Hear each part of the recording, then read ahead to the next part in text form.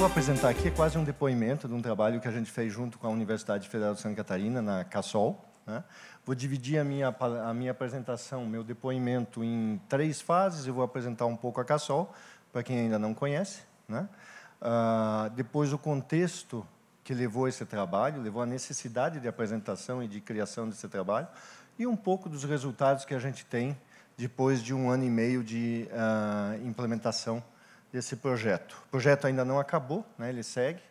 Ao final, eu apresento o que a gente já aprendeu com o projeto e os próximos passos que vão vir a partir de 2020. Muito bem. Rapidamente, a CASOL, quando eu me dirijo à CASOL, eu normalmente me dirijo à CASOL Materiais de Construção, uma empresa de home center, mas, na verdade, ela é parte de um grupo maior, o Grupo CASOL, que tem 61 anos de história, né? Trabalha na área de pré-fabricados, home center, também tem um braço imobiliário e outro de reflorestamento. Né? Nós estamos presentes em 5 estados e no Distrito Federal, empregamos aproximadamente 3.000 pessoas, diretas e indiretamente, em torno de 4.000 pessoas. A CASOL Centelar, a qual eu vou me referir a partir de agora, é uma empresa aqui do sul do país, ela está presente no sul do país. Basicamente, são 3 empresas, uma transportadora, administradora de cartões, essas 2 fundadas em 2017, como parte de evolução da empresa, e a própria CASOL, que são as lojas físicas e o e-commerce, né, que atende, então, nós atendemos nossos clientes através de, basicamente, 5 canais. Né? As lojas físicas, que existem desde 1967, o Venda Direta, que começou a partir de 2012, televendas, e-commerce, bastante recente, 2018, e o marketplace físico. Quem visita as nossas lojas sabe que, além da loja principal, nós temos lojas adicionais que complementam o nosso mix de produtos dentro do mesmo espaço físico. Né? A CASOL ela é hoje a 5ª maior do país, ela tem orgulho de ser uma empresa 100% nacional e competir frente a frente com 3 multinacionais e outra empresa brasileira. Né? Nos estados onde ela atua, ela hoje tem o maior faturamento e a maior área de vendas. Nem sempre foi assim. Né? Aqui, e eu gostaria de focar um pouco, aqui começa a nossa apresentação sobre o contexto onde esse projeto aconteceu. Né? Eu gostaria de focar um pouco nessa curva de crescimento que a gente vem tendo desde o ano de 2009, aproximadamente. Né? No ano de 2009, nós tínhamos em torno de 30.000 metros quadrados de área de venda. No ano de 2018, 2019, nós temos quase 90.000 metros quadrados. Né? Então, foi um crescimento. Esse crescimento ele foi não só em área de venda, também foi em faturamento. Né?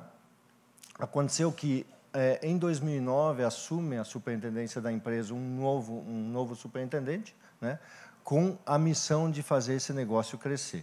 O mercado de home center é um mercado muito pulverizado, né? Então, com muita oportunidade. Por incrível que pareça, nesses últimos 10 anos, apesar da nossa aposta, ele não se concentrou ainda. As 10 maiores empresas desse mercado não têm 10% do faturamento do mercado, diferente do ramo supermercadista, farmacêutico, etc. Né? Vamos nos concentrar, então, nessa parte da curva. Quando, no ano de 2009, né, nós tínhamos esse organograma. Na verdade, no ano de 2008, nem as diretorias existiam. Né?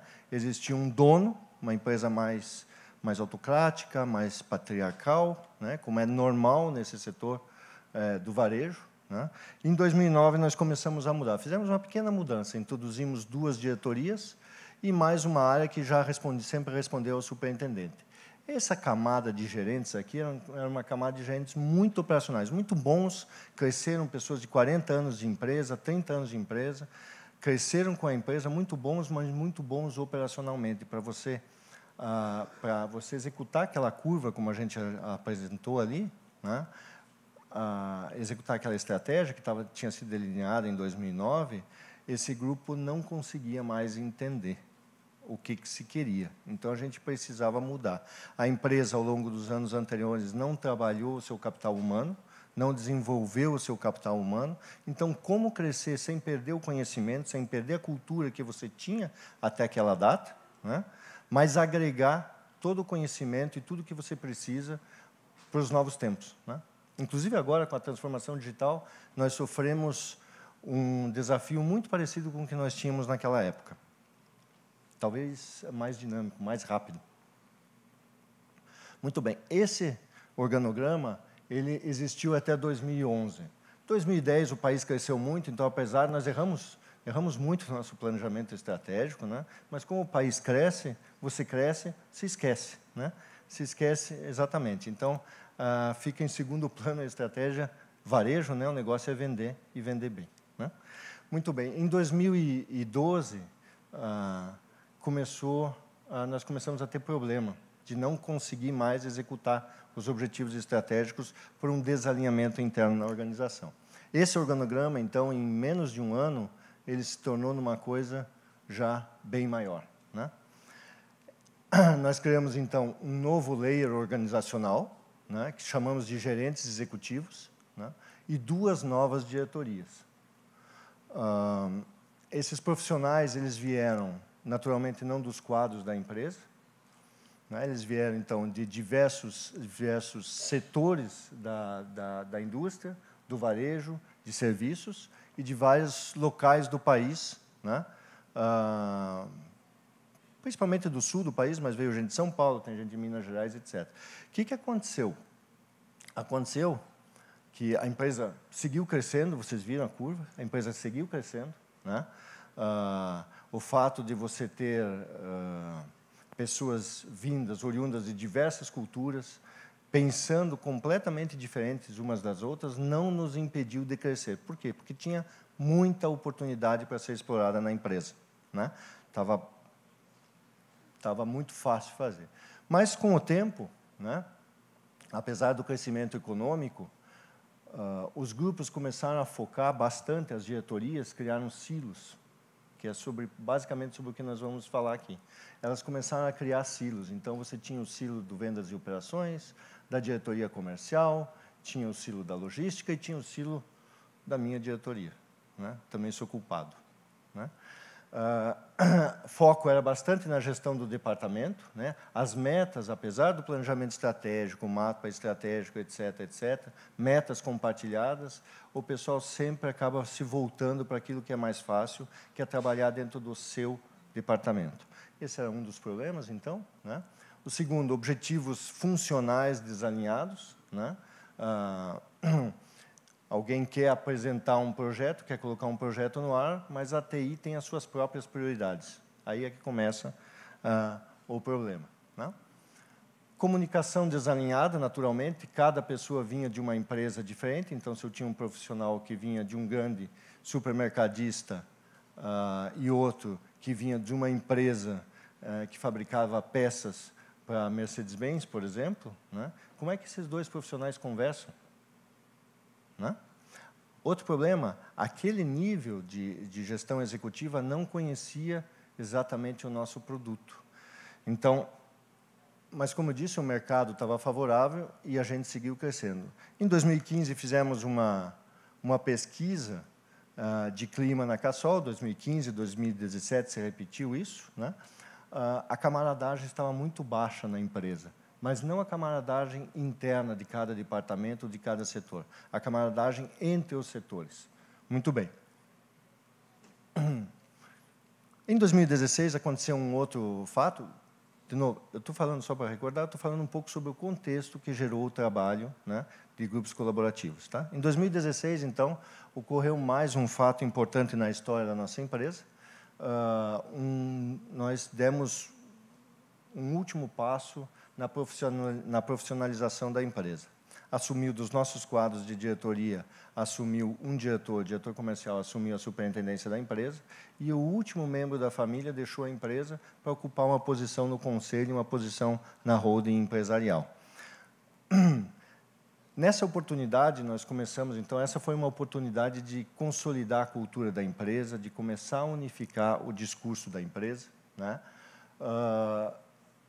derrubar paredes, né? Ter ambientes mais abertos. Trabalhamos nessa época bastante ferramental, né? Foi feita a revisão de todos os statements da empresa, quais são realmente os nossos valores. Isso foi um pouco top-down, tá? Quais são os nossos valores, mas isso foi colhido bastante do dia a dia. Unificamos o modelo de gestão, cada setor, cada departamento trabalhava de uma forma diferente, reportava de uma forma diferente. Então, aqui foi unificado o que se esperava de cada setor. Criou-se rotinas de reuniões e apresentação de resultado. O ciclo de gente atrelado à estratégia da empresa, o ciclo estratégico da empresa, a Cassol tem isso muito bem definido, né? A forma como ela monta a sua estratégia. Junto à estratégia foi criado um ciclo de gente para avaliação de desempenho e para desenvolvimento humano, né? A Cassol tem a meritocracia como um dos seus valores, e isso está bem estampado no ciclo de gente e no modelo de gestão. Sistema de medição de resultados, sistema de tomada de decisão, de recompensa e reconhecimento e recompensa foram desenvolvidos. Gestão matricial de despesa e o BI, ou o nosso sistema de gestão de indicadores. Mesmo assim, os silos persistiam. Apesar de todo esse movimento de ferramental, etc., derrubar paredes, etc., os silos continuavam persistindo. Por mais que se falasse, por mais que se tentasse, né, nós não conseguimos ainda derrubar os silos, e ainda tentamos. Ou seja, baixa sinergia, baixo alinhamento interdepartamental, baixa visão sistêmica, unificação. O profissional até tem uma visão sistêmica, mas é a dele, não é a da empresa, né? O RH vê a empresa como o RH imagina que ela seja, né? A área comercial vê a empresa como a área comercial acha que ela seja, e assim por diante, né? Então, até o ano de 2018, quando começamos esse trabalho, a empresa era assim. E engraçado é que a empresa é bem sucedida, apesar desse monte de gente batendo cabeça, né? Unificação da linguagem e ferramentas, né? Então, o RH fala em treinamento e desenvolvimento. O que o gerente financeiro entende do outro lado, né? E o que ele realiza, né? O que ele entende é uma coisa e o que ele faz.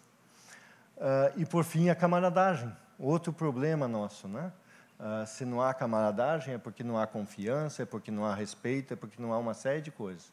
Então, esses problemas eles seguiam existindo, apesar das nossas tentativas de evoluir nesses temas.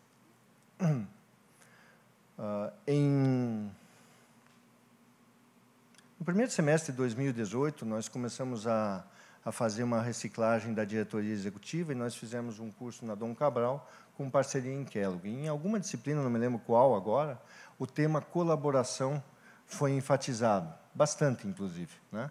E aí o nosso superintendente lembrou do nome da professora Patrícia, de um trabalho que ele tinha feito junto com ela, e quando nós voltamos do curso, a gente decidiu procurá-la para ver o que é esse tal de grupo colaborativo e como é que ele pode nos ajudar aqui, né? Patrícia? Foi isso, né? Isso.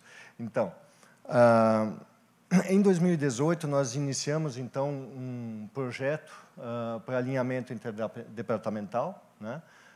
Criação de um ambiente de compartilhamento de informações, integração de conhecimento e inovação. O termo inovação veio muito do tema que nós pegamos para trabalhar esse grupo, que é o planejamento estratégico da organização. Poderiam ter sido pegos outros temas, mas o planejamento estratégico ele é muito suscetível ao trabalho de grupos colaborativos. Você força toda a equipe a olhar a organização como um todo, e não só o seu departamento. E creiam, no começo, todo mundo, forçosamente, né, tentava guardar o seu cantinho dentro do grupo. Mas aí a professora, o grupo da universidade forçou a criação dos grupos multidisciplinares para discussão, né? Criamos lá dentro desses grupos os consultores, quer dizer, as pessoas poderiam mudar de grupo à medida que eram necessárias para a discussão de um ou outro tema, né? Foi utilizado o método do PBL, né? Aprendizagem baseada em problemas. O problema, nesse caso, era o planejamento estratégico da organização, ou seja, entender o momento da organização e projetá-la para o futuro, né? Foram investidas aí em torno de 192, em 1 ano e meio, 192 horas de trabalho. O projeto em 2018, só voltar um pouquinho, o projeto em 2018 foi um caos, né? Não foi, então nós começamos atrasados, quem quer fazer, né? Começamos atrasados, começamos no segundo semestre, boa parte dos projetos já estava andando, as pessoas não tinham ainda metodologia de gestão de projeto, metodologia para entender como se faz um planejamento estratégico, não tinham, então, todo o ferramental necessário, mas mesmo assim a gente foi fazendo, né? Então, identificamos nisso, apesar dos erros que a gente cometeu, né? Em parte até de forma pensada, identificamos várias deficiências que depois foram corrigidas em 2019. Em 2019, o processo já começa, então, no início do ano, já se discute a formação dos grupos colaborativos em fevereiro, março, eles iniciam, se não me engano, em abril, né? E concluíram a fase agora em novembro, em função da safra de vendas, a gente dá uma paradinha em tudo na empresa, né? Tem Black Friday, é importante usar esse momento e essa disposição do consumidor para comprar, né? Identificamos um outro problema aqui, né? Colocar gestores operacionais para executar um projeto de melhoria e essas discussões. Então, trouxemos, junto com os gestores, sempre um analista, forçosamente, para que o gestor pudesse contribuir com ideias e o analista pudesse dar o suporte operacional para essas ideias. Basicamente, o que nós fizemos, então, em 2016, ali em cima está errado, me desculpe. O que nós fizemos em 2019, que é quando o projeto rodou de forma plena, né? Foram dados vários estímulos ao grupo, né? O que são esses estímulos? Ferramental metodológico, ensinamos para eles o que é uma gestão de projeto, o que é um planejamento estratégico, né? Ao final, eles analisaram a organização, geraram ideias e enriqueceram essas ideias através de pesquisas no Brasil e no exterior, coisa que raramente era feito. Importante, isso era feito sempre pelo grupo e não por um ou outro indivíduo, né? Agruparam e selecionaram as melhores ideias, entre eles foi usado o GUT como matriz de priorização. Houve uma descrição, os projetos foram alinhados, priorizados e submetidos à diretoria da empresa. Importante aqui não era exatamente o conteúdo dos projetos, mas a forma como eles foram montados, né? Aqui um pouco eu trouxe para ilustrar o brainstorming, então vocês veem profissionais, por exemplo, do marketing, um gerente financeiro que não quer pagar a conta de ninguém, né? Uma pessoa do marketing que se importa muito com o cliente, já o gerente financeiro quer saber quanto é que custa isso, né? E aí eles têm que alinhar. Nas paredes está muito claro a quantidade de discussão que foi feita pelo grupo, né? Acho que eu tenho outra imagem aqui. Isso, né? Então, aqui nós estamos na fase de descrição das ideias como projetos e programas. Inclusive, tem um consultor externo que também participou, além dos consultores da Universidade Federal. Ao final, foram feitos 3 programas, né? Experiência do cliente, eficiência operacional e eficiência logística. A transformação digital da qual a gente tratou aqui há pouco com o professor Denilson está nesse grupo aqui, né? E eficiência logística, porque é um calcanhar do varejo. Rapidamente, eu tenho 32 segundos.